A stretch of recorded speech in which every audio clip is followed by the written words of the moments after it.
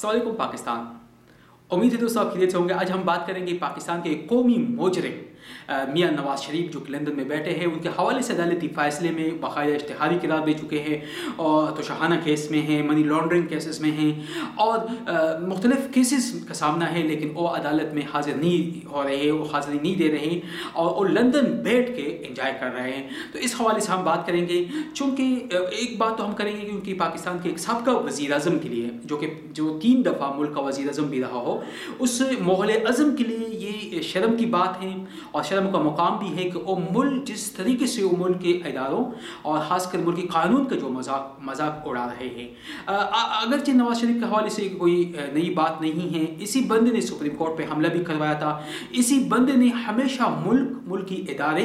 और के खिलाफ बातें भी की, हमेशा मुल्क और मुल्क के इदारों को इन्होंने पे हमले भी की हैं और ये आज की नहीं बल्कि जब से ये आए हैं, क्योंकि ये हुकूमत को एक सीढ़ी के तौर पर इस्तेमाल कर रहे हैं और हुकूमत के ज़रिए से अपनी पर्सनल जो बिजनेस है उनको प्रमोशन मिली है। इनकी हुकूमत में एक चीज़ को प्रमोशन मिली है और ये है कि इनकी अपनी कारोबारों में इजाफा हुआ। एक लोहार से लेके उनकी ज़िंदगी के हम देख लो अरबों खरबों तक का है और ये एक मोहलिया ख़ानदान है। इनके लाहौर के अगर रेवेंट के इनके हाउस देख ले, रेवेंट के इनके रेजिडेंस देख ले, तो ये अंदाज़ा होता है कि ये हिलरी क्लिंटन के मुताबिक जब वो आई थी तो इतने तो वाइट हाउस के अंदर फैसिलिटी नहीं है जो इनके घरों में है। तो इसका मतलब ये है कि ये लोग जो है शाहाना ज़िंदगी गुजार रहे हैं। और लेकिन जब बात आती है कानून की तो हमेशा कानून की इन्होंने तोड़ा है, हमेशा कानून की कभी भी इन्होंने कानून की रखवाली नहीं की, हमेशा कानून की खिलाफ वर्जी की हैं। और अभी भी मुसलसल जब कोर्ट की तरफ से उनको बुलाया जा रहा है तो वो लंदन बैठ के बजाय इसके कि वो आए और मुकदमात का सामना करें और उनके एलिगेशन अगर वो साफ़ है तो उनको आना चाहिए और मुकदमात का सामना करना, इसमें कोई हर्ज नहीं है। बतौर वज़ीर आज़म 3 दफ़ा वज़ीर आज़म रहे, 3 दफ़ा इस कानून के तहत इसने हल्फ लिया और इस कानून के तहत इसने हुकूमत चलाई। तो अब इनकी जिम्मेदारी बनती है कि बैसियत एक पाकिस्तानी सिटीज़न के वो आए और अदालतों का सामना करें। लेकिन इसके बावजूद भी क्योंकि ये ट्रायल बिल्कुल फ्री है, इसमें ट्रांसपेरेंसी है, इनको मौका दिया है और ये आ नहीं रहे हैं और इसके उलट वो क्या कर रहे हैं कि सियासी स्कोरिंग के लिए एहतसाब के नाम पर होने वाली कार्रवाइयों को सियासी इंतकाम के ज़रिए से जोड़ने की कोशिश की जा रही है। जैसे कि पाकिस्तान तहरीक इंसाफ एक मूवमेंट का नाम है जो इंसाफ के लिए, इस तहरीक ने 22 साल तक ग्राउंड पे काम किया और 22 साल तक इसका VIP कल्चर का खात्मा, करप्शन का खात्मा, मुल्क की लूटी हुई दौलत की वापसी, ये उनकी मेन स्लोगन है या मैनिफेस्टो थी या इनके बयान थे, इनके बयानिया था। और इसी बयानिया के तहत पाकिस्तान में इनको पॉपुलैरिटी भी मिल गई और पाकिस्तान के खासकर जो यूथ 90s की जो यूथ है, 80s और 90s की यूथ है, जब इन्होंने 90s में हम देखते हैं जिस तरीके से पीपल पार्टी और मुस्लिम लीग की हुकूमतें अदल बदलती रही, जिस तरीके से साल 2-2 साल तक इनकी हुकूमतें चलती रही और पूरे 10-12 साल तक मुल्क का बेड़ा गर्क कर दिया। मुल्क के अंदर सिर्फ इन लोगों की, इन 2 जमातों की जो पर्सनल ज़ाती कारोबार को उरूज तो मिला लेकिन गरीब लोगों को कुछ नहीं बदला। तो 80s और 90s के पैदावार में इमरान खान के हक में एक मसीहा के तौर पर PTI को सपोर्ट दी, PTI का साथ दिया और PTI हुकूमत में आई। अब जो कि PTI का वो नैरेटिव था उसी के बुनियाद पर वोट लेके आए थे। तो एहतसाब PTI का फर्स्ट मेन जो प्रायोरिटी है, लेकिन जब एहतसाब का अमल शुरू होता है तो उसको के खिलाफ जो नैरेटिव्स है, जो अपोजिशन का बयानिया है और जिस तरीके से अपोजिशन इसको सियासी रंग दे रही है, तो ये बिल्कुल गलत बात है। मौलाना फजल रहमान करप्शन की केसेस उन पे हैं तो उनको चाहिए कि वो 30 लाख की बजाय वो आके 30 मिनट के अंदर कम से कम सफाई पेश करे और सफाई पेश कर सकता है बंदा, वकील भी उनको हासिल है, उनके खिलाफ मुकम्मल उनको मौका है। लेकिन वो इन लोगों को क्या कर रहे हैं, इतनी सख्त बयानबाजी जो उन्होंने की, खासकर जब उन्होंने अमेरिका का अफगानिस्तान से मिसाल ली, तो इसका मतलब इस मुल्क में वो दहशतगर्दी करवाना चाहते हैं। इस मुल्क और मुल्क के इदारों के खिलाफ उनकी ये ज़हनी अक्कासी हो रही है कि वो इस मुल्क के अंदर रहते हुए भी इस मुल्क के लिए ज़ाहिर कातिल है और इस मुल्क के लिए एक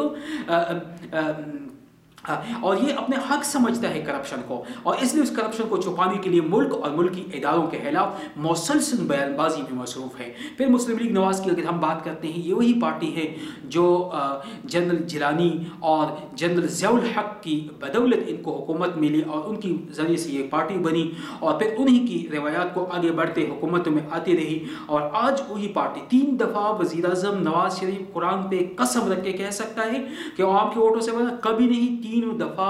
آرمی ہی کی سپورٹ سے، اسٹیبلشمنٹ کی سپورٹ سے ان کو حکومت ملی ہے، چونکہ اور یہ گیٹ 4 کا پیداوار ہے، اور اس کے باوجود اس بندے نے ہمیشہ سے ملٹری پوری دنیا کے اندر یہ بھارت مودی کے بیانیہ کو لے کے پاکستانی ملٹری، پاکستانی اداروں، پاکستانی قانون کے خلاف ورزی کر رہا ہے، اور ابھی بھی قانون کے ادارے کورٹ میں جب بلایا جا رہے ہیں تو وہ نہیں آ رہے ہیں، بلکہ ان کے کورٹ کے آرڈر کو ریسیو نہیں کر رہے ہیں۔ اب تو یہ ایک غلط رنگ دے رہے ہیں۔ اب ان کا حل کیا ہوگا؟ ان کا واحد حل انٹرپول ہے، انٹرنیشنل پولیس۔ اب انٹرنیشنل پولیس کیا ہے؟ یہ انٹرنیشنل باڈی ہے جو 194 یعنی 194 ممالک کی ایک باڈی ہے جن کا تعلق آپس میں ممبر ممالک کے درمیان کوارڈینیشن کرنی ہے، اور جو کریمنلز ہوتے ہیں اور جو کرائمز ہیں ان کی کوارڈینیشن، انفارمیشن شیئرنگ، اور جو کرائمنلز ہیں ان کی گرفتاری کے حوالے سے ایک دوسرے کے ساتھ سپورٹ کرتے ہیں۔ پاکستان بھی انٹرپول کا ایک ممبر ہے، اگرچہ بتانے کے ساتھ ہماری ایگریمنٹ نہیں ہے کریمنل کے ایکسپورٹ کے حوالے سے، کریمنل کے تبادلے کا کوئی نہیں ہے، لیکن جو خاص نوعیت کے، اسپیشل نوعیت کے کریمنلز ہیں ہم نے بھی ان کو دی ہے، اور پھر ان کو بھی ابھی چاہیے کہ پاکستان کا جو خاص کریمنلز ہے جس کو ہائی کورٹ نے اشتہاری قرار دیا ہے، جو سپریم کورٹ سے کلیئر نہیں ہے، صادق آدمی نہیں ہے، اور جو پاکستان کے مختلف کورٹوں میں جن کے خلاف مقدمات ہے، جو منی لانڈرنگ میں ملوث ہے، جو فراڈ میں ملوث ہے، جو فائنینشیل ٹیرورزم میں ملوث ہے، اس بندے کو پاکستان کے حوالے کرنا چاہیے اور پاکستانی عدالتوں کا سامنا اس کو کرنا چاہیے، اور ان کا انشاءاللہ ان قریب ان کا ٹھکانہ جو ہے وہ جیل ہی ہے۔ اور لیکن اب ان کا یہ ہے کہ انٹرپول کے ذریعے سے ان کو لا سکتے ہیں، کیونکہ انٹرپول کے جو 5 مین کرائمز ہیں ان میں منی لانڈرنگ بھی ہیں، فائنینشیل ٹیرورزم بھی ہیں، اور ساتھ میں فراڈ بھی ہیں، تو یہ تینوں یعنی 5 میں سے 3 کیسز میں یہ انوالوڈ ہے، اور باقاعدہ طور پر ایویڈنس بھی ہے، پاکستان کے سپریم کورٹ کی بھی ہے، ہائی کورٹ کی بھی ہے، تو ان ایویڈنس کی بنیاد پر اسٹرانگ ایویڈنس دے کے پاکستان حکومت پاکستان کو چاہیے کہ وہ انٹرپول سے رابطہ کرے، اور انٹرپول کو جب یہ ثبوت دیں گے تو انٹرپول ان کو گرفتار کر کے پاکستان واپس لائیں گے اور پاکستانی عدالتوں کا سامنا کرنا پڑے گا۔ تو اس لیے موجودہ حالات میں اپوزیشن کا جو بیانیہ ہے، خاص کر مسلم لیگ کا جو بیانیہ ہے، وہ صرف اور صرف اپنی ساکھ بچانے کی کوشش ہو رہی ہے، اور ان کا جو سخت بیانیہ ہے اور جو اپنی کرپشن کو چھپانا چاہتے ہیں، مہنگائی اور لاقانونیت کی، ملک میں کوئی مہنگائی نہیں ہے۔ کرونا کے بعد کی سچویشن کے بعد اگر ہم دیکھ لیں تو پوری دنیا ایک